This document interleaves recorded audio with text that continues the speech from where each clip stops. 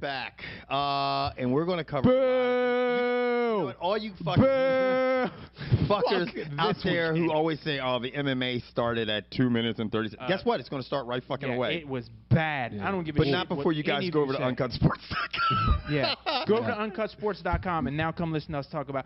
Look, and when we say a card's bad, we are not banging on these fighters. These fighters go out and do the best they can with the exception of that toe dancing with the stars Carpenter cat. I'm going to have to cut George off because before we get to that terrible-ass card, we're going to talk about a free card that was pretty good.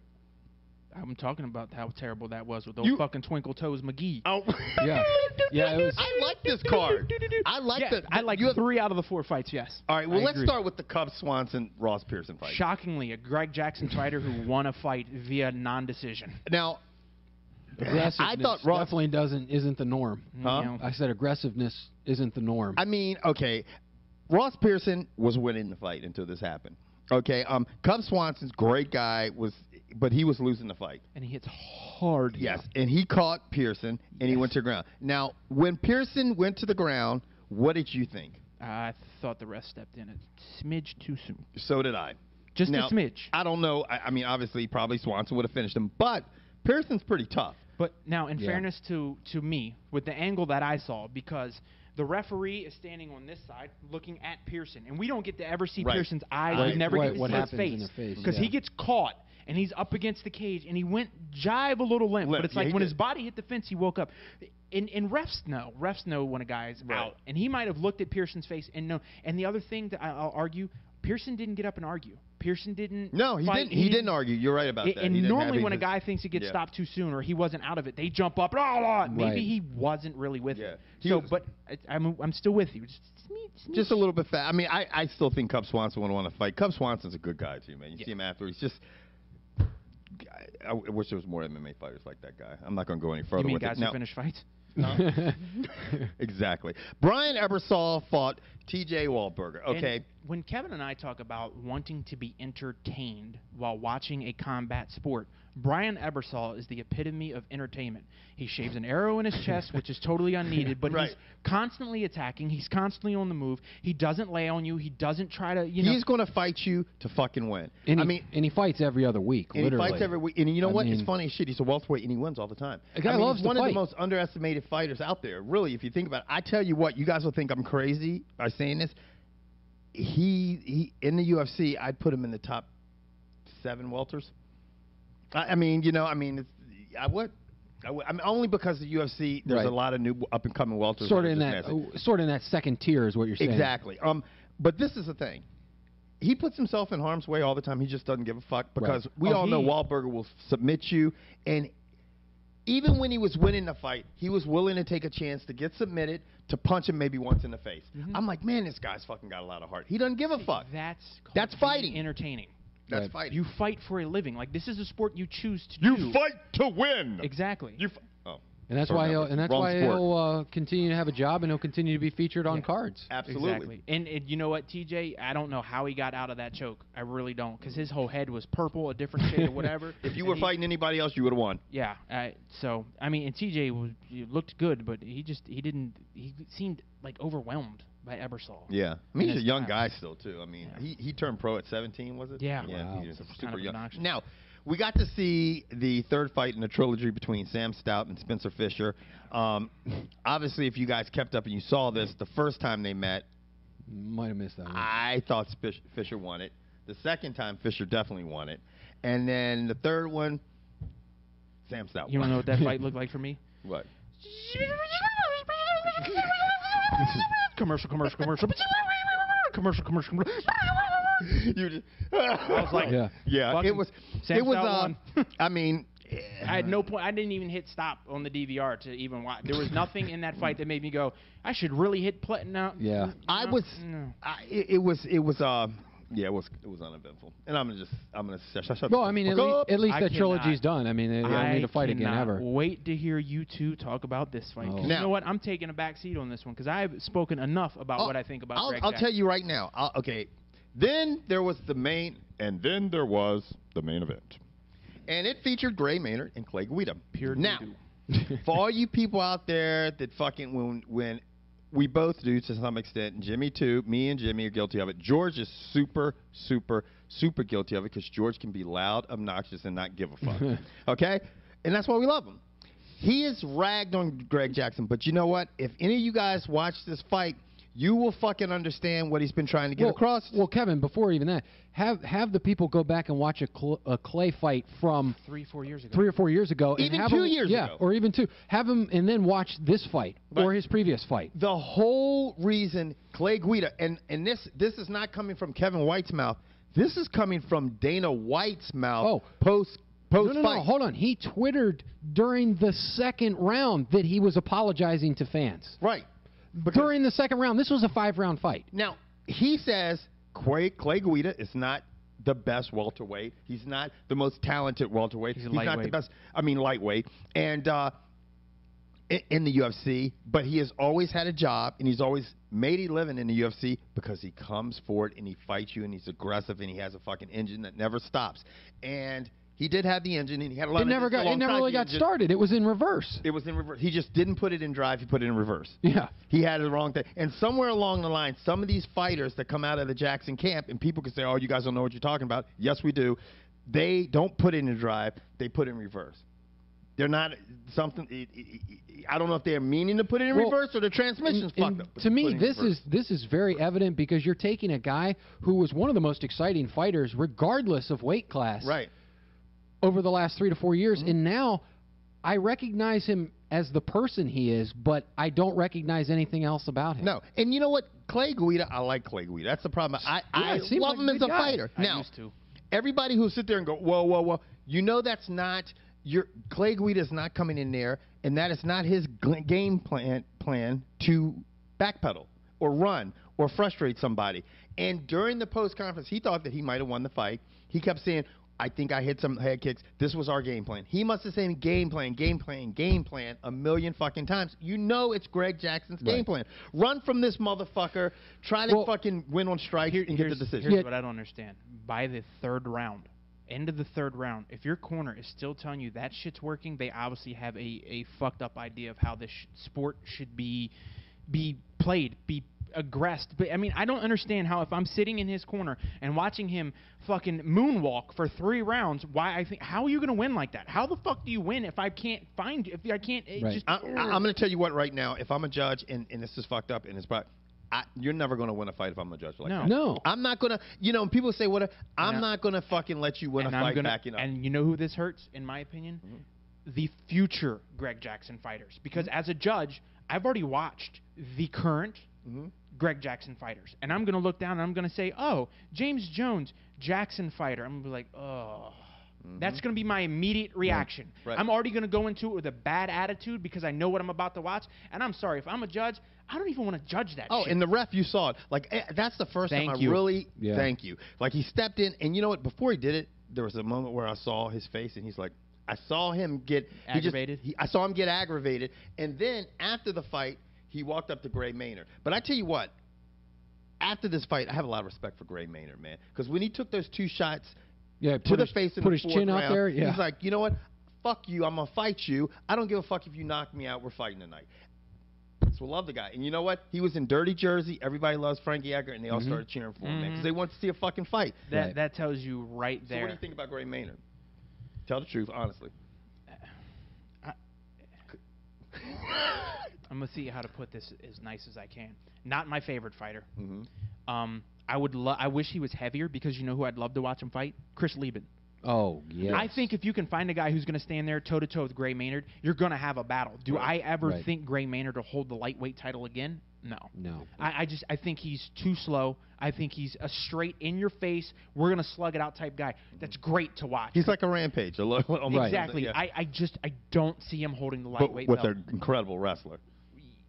I just don't see him holding the lightweight. No, I don't. I think he's going to be fun to watch from here on out because I think they're going to throw Gray a bone and put someone in the ring with him next time who's going to slug with him. You know who is going to make for a great fight. To me, would have been an exciting fight is the BJ Penn of old, meaning the older BJ Penn, who Gray? just stands there and bangs. Those guys would literally just. I mean, it would be a very exciting fight. And you know what? I'd much rather watch BJ Penn fight Gray at lightweight than what he's getting ready to do and fight Rory McDonald. I don't understand that at all. Rory McDonald? BJ Penn. He's coming out of retirement. At $170 to fight Rory McDonald. He's going. Look, and I'm a BJ Penn fan. I am too. That is not a smart move. I don't see what you prove. If he beats Rory McDonald, does he think he should fight for the belt? Because the next motherfucker we're going to talk about is obviously goddamn delusional. Right. I mean, real quick, I'm going to say this about Gray Maynard's got a fan in Kevin White. Good. I like him. He seems like a good guy, tough guy. He's a tough guy. I just because I like guys that fucking want to fight. Right. He definitely. I liked him before, but I like him a lot more now. Put it this way: I would never not tune in to watch Gray fight. Right. Especially if it's free. And the sad part is, we used to say that about Clay. Right. Yeah. That's the sad part. I don't want to watch. Put it this way: he should next fight Facebook. Right. That motherfucker belongs on Facebook or YouTube.no. You're right, YouTube. We should make a channel called YouTube. I'm seriously. Look what Dana White. NoTube is more like it. Right. Think about what Dana White. He at one point he threatened Anderson Silva. I'll tube. put you on the undercard. Yeah. You want to get this shit through to Clay, Dana? Stick his ass on the undercard. Stick his ass on the spike fights. Stick him on Facebook fights where no one's gonna see him. His mom can't even tune in. Right. That's what I would start doing. You guys want to fight like that? Here's your reward. I know.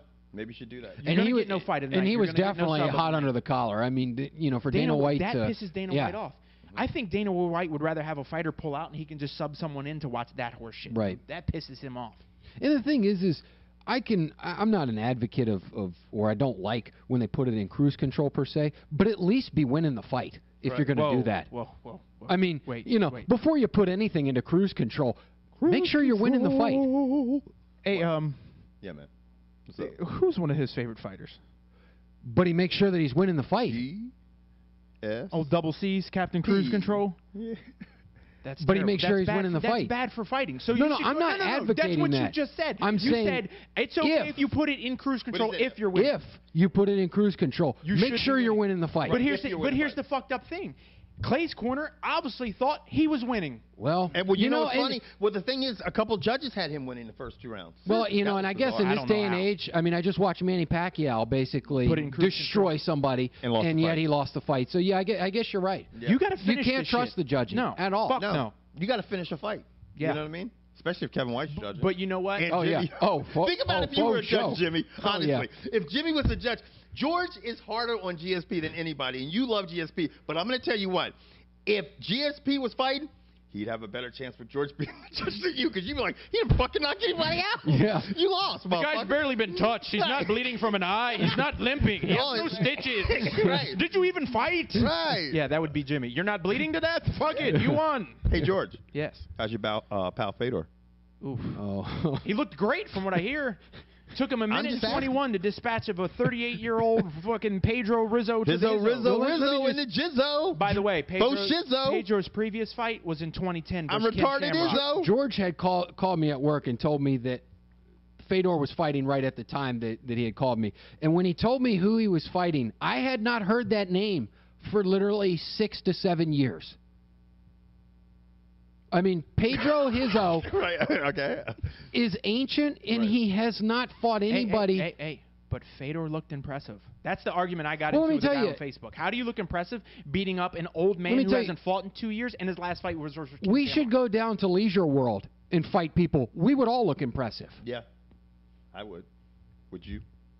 You know what, whatever. man? I think the luster's worn off. I think the thing is, man, it's like you Yeah, look at hang 3 it up. years ago, and it's like 3 years ago, 2009. I was so excited to watch him fight in Affliction. Yeah. I was excited to watch him versus Tim Sylvia. It is just the boy. And that was of an the exciting fight. I mean, that was good. Yeah, that was Jimmy. That was the first time Jimmy ever saw the guy fight. Really? Yeah. Yeah, I mean, it is MMA has just it was such a new sport. Even though UFC's been around for a while, we saw just people coming in from their little specialty, like boxers or wrestlers, and then they would just fight. Now it's truly mixed martial arts.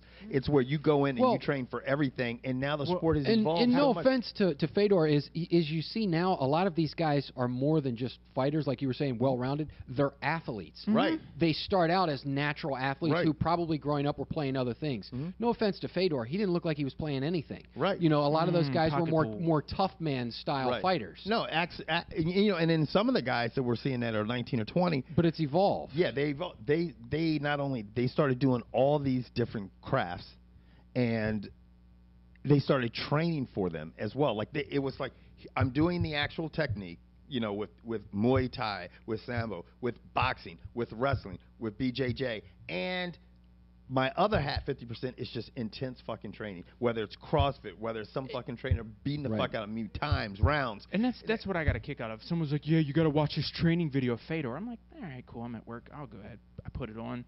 He's using a sledgehammer, hitting a tire. He's jumping up on 2 tires. And I'm like, that's cool. He's obviously being timed. But what are his times? Look, put it this way. Kevin and I can go film a video where we take a sledgehammer and beat on a tire and make it look intense. I can do this shit with the ropes all day long.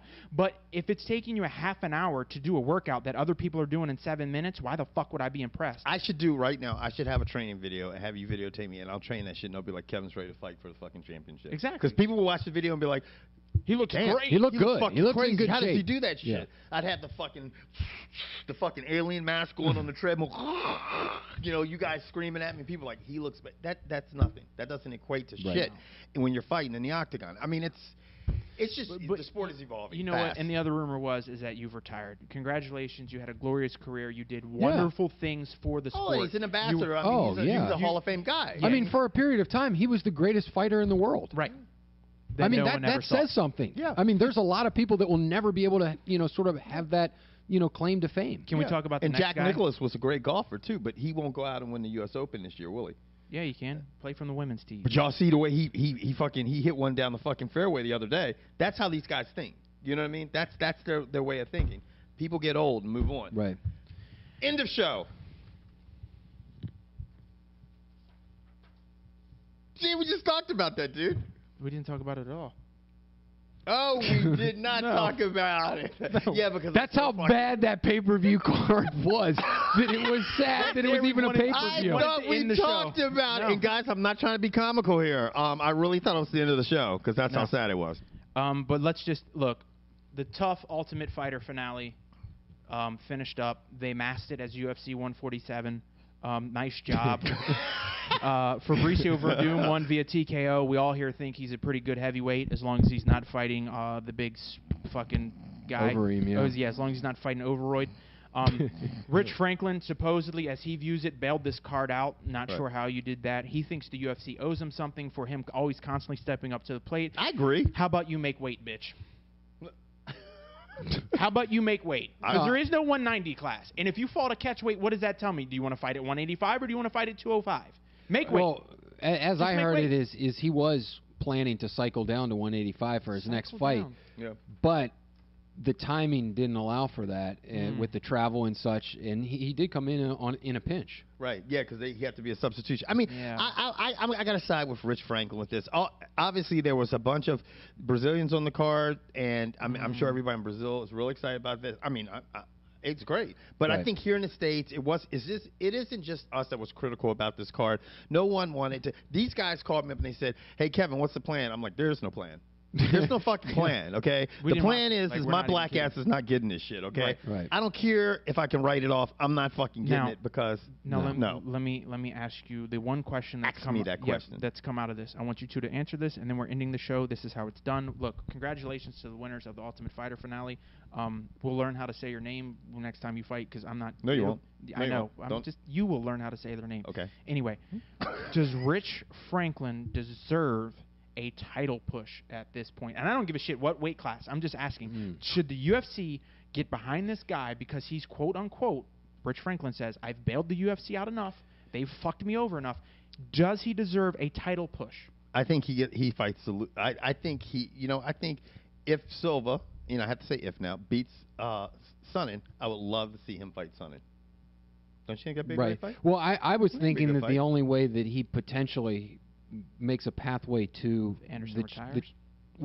is or if Chael wins.